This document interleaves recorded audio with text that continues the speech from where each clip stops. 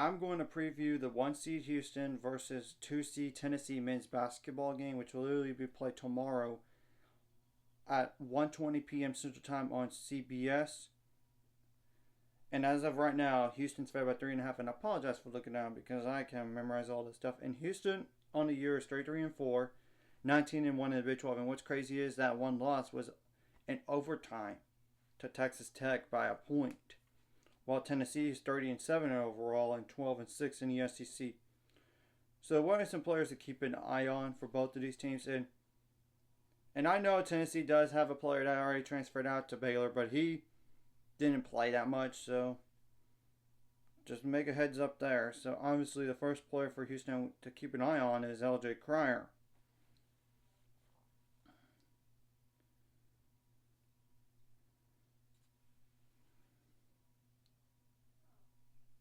Try to pull up the stats here. Number 4, 6'1", 200-pound guard. That's a senior. 15.3 points per game, 2.1 rebounds per game, 2 assists per game, 1.1 turnovers per game, 0.9 steals per game, 1.3 fouls per game, 42.4% on threes, on 262 attempts. And what's crazy is he didn't have that great of a game last game. But that doesn't mean he won't go off in this game. It doesn't mean that. 91.3% on free throws on 92 attempts. There's Emmanuel Sharp to keep an eye on too. Number 21, 6'3", 210-pound guard. That's a junior. 12.6 points per game, 3 rebounds per game, 0.8 turnovers per game, 1.4 steals per game, 2.4 fouls per game, 41.6% on threes on 190 attempts, 87.6% on free throws on 113 attempts.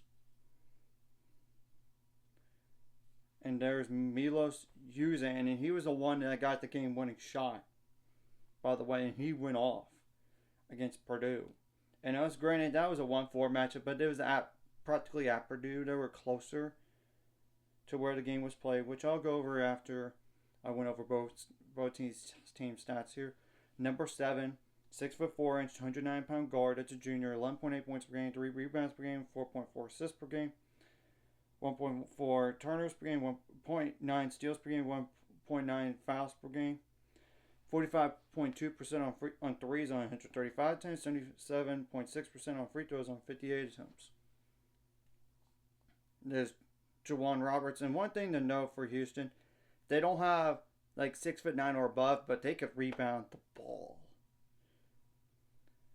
Number 13, 6'8", 235-pound forward. That's a senior. 10.7 points per game, 6.4 rebounds per game, 0.6 blocks per game, 1 steal per game, 1.6 turnovers per game, 1.9 fouls per game, 62.1% on free throws on 95 attempts. There's Terrence Arsenault. Number 23, 6'6", 205-pound guard. That's a sophomore. 6.8 points per game, 2.8 rebounds per game, 1 steal per game, 0.2 fouls per game, 0.7 turnovers per game. Made a third on threes on 78 attempts, 72.9% on free throws on 48 attempts. And there's Malik Wilson. Number 8, 6'3", 275-pound guard. That's a senior. 5.7 points per game, 4.1 rebounds per game, 0.8 turnovers per game, 1.2 steals per game, 1.4 fouls per game, 35.3% on threes on 34 attempts, 71% on free throws on 70. I gotta check the number of attempts. I know it ends with a 1. I need a number of attempts. I know it. I just saw it and just want to double check. So that's on 31 attempts. Okay. And there's Joseph Tugler. Number 11. 6'8", 230-pound forward. That's a sophomore. 5.5 points per game, 5.8 rebounds per game, 1 turnover per game, 2 blocks per game, 0.9 steals per game, 3.1 fouls per game, 27.3% on threes on 11 attempts, 54% on free throws on 63 attempts. And really the last player we're going to mention is Javier Francis, number 5, 6'8", 235-pound forward. That's a senior. 5.1 rebounds, 5.1 points per game, 4.3 rebounds per game, 0.9 turnovers per game, 0.9 blocks per game, 2.1 fouls per game, 0 for 1 on threes, 71.2% on free throws on 66 attempts. Yeah, then really from there is like Mercy Miller, which he doesn't hardly play, to be honest. But if he's gonna, we'll see. Yeah, he hasn't played it since that first round game, so yeah, that's a good thing not to mention right there. Now for Tennessee, what are some players to keep an eye on? Chaz Lanier, number 2, 6'4", 199-pound guard.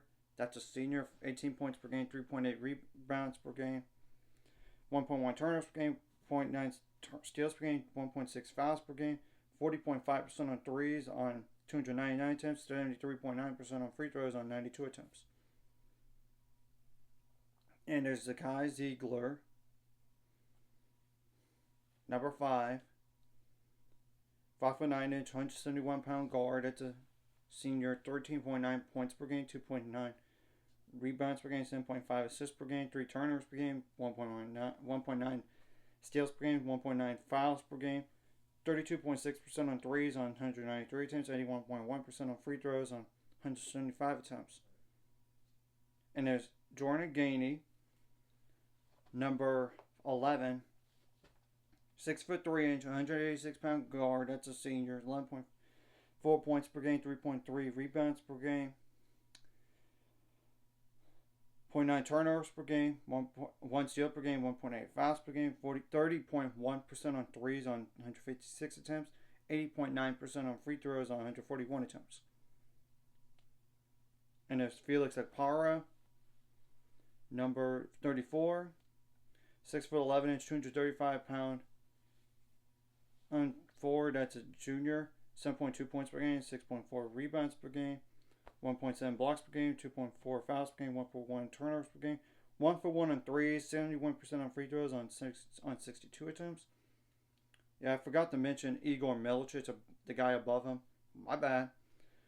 Igor Milicic Jr., number 7, 6'10", 225-pound forward. That's a senior. 9.6 points per game, 6.7 rebounds per game, 1.5 turnovers per game, 0.7 steals per game, 0.7 blocks per game, 2.5 fouls per game, 31.7% on threes on 120 attempts, 33.5% on free throws on 83 attempts. And it's Jemai Mashak, number 15, 6'4", 201-pound guard. That's a senior. 6.1 points per game, 2.2 rebounds per game, 0.19 turnovers per game, 1.7 steals per game, 2.2 fouls per game, 36.4% on threes on 55 attempts, 75.9% on free throws on 79 attempts. And there's honestly Cade Phillips, I might as well just go ahead and mention. Number 12, 6'9", 212-pound forward. That's a sophomore. 4.8 points per game, 3.5 rebounds per game, 0.9 blocks per game, 0.9 fouls per game, 0 for 1 on threes, 54.1% on free throws on 74 attempts. I might as well go over like Darling Stone Dubar, just in case he does play. Number 8, 6'8", 211-pound guard. That's a senior. 3.4 points per game. 0.7 fouls per game. 26.7% on threes on 60 attempts. 60% on free throws on 20 attempts. And the last player, I want to just go ahead and double check if he are. Yeah, he hasn't played since that Watford game. I'm not going to mention him, actually. My bad. So you get the whole gist on what players to keep an eye on for both of these teams. And this game will be played in Indianapolis, Indiana at Lucas Oil Stadium. So obviously, a Final Four bid's on the line here, as we all know, and Houston hasn't been to the Final Four since 2021, where they got destroyed by Baylor in the national semifinals. While Tennessee has never been to the Final Four. But I will say this. If Purdue could push Houston, I think Tennessee can too. I think they can. So, across the board, you got to limit your foul trouble while getting them in foul trouble, especially the better players. You got to make adjustments on the fly, but the offense and defense, you got to adjust to your officiating.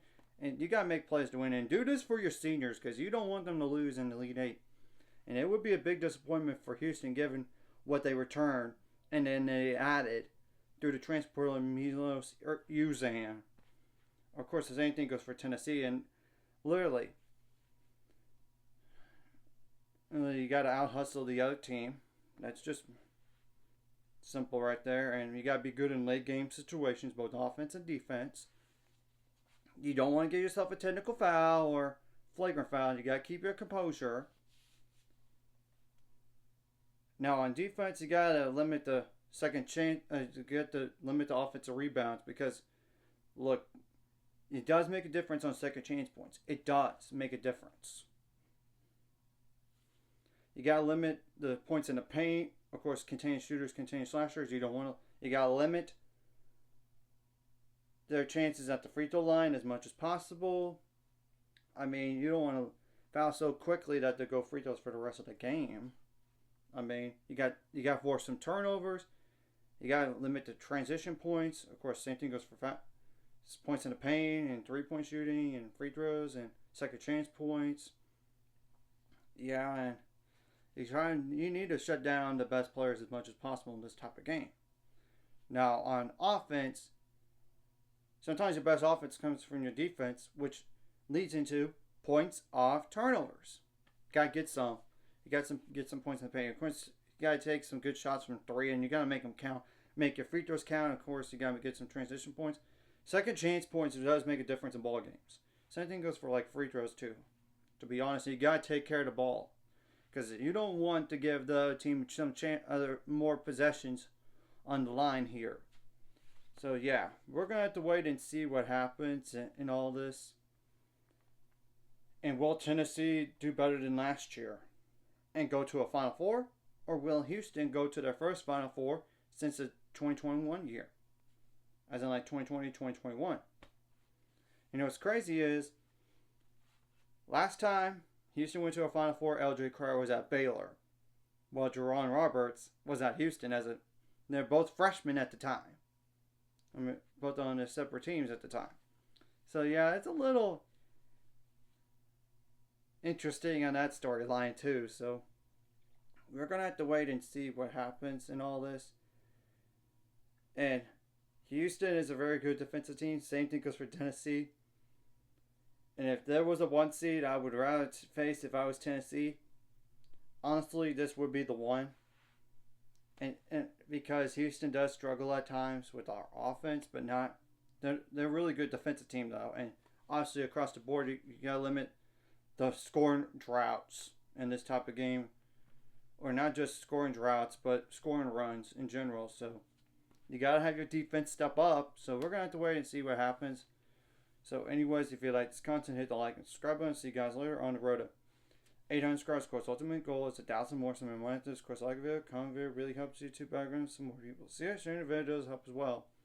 Some more people could watch. And if you're watching and subscribe, hit subscribe button. It's free the notification bell as well. And it was a very close spread, by the way, for the game. I mean, 3.5 points on a neutral site.